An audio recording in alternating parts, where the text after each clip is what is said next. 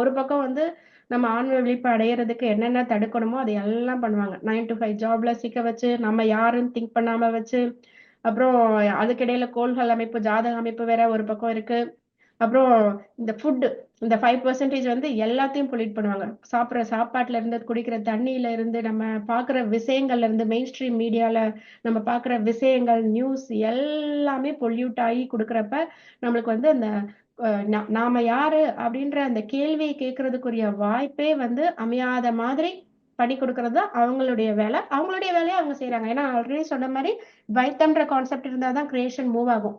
எல்லாமே ஈஸியான ஆப்பர்ச்சுனிட்டியா இருந்ததுன்னா, நம்ம அடுத்து வந்து ஆன்ம விழிப்பு அடையணுன்ற அவசியமே இருக்காது. நம்ம பாட்டும் 75 வருஷம் எடுத்துக்க மாட்டோம். 75 லட்சம் வருஷம் எடுத்துக்கிட்டாலும், அப்படியே நம்ம கொஸ்டின் கேட்காம தான் ஆன்ம வளர்ச்சி அடையாம தான் இருப்போம்.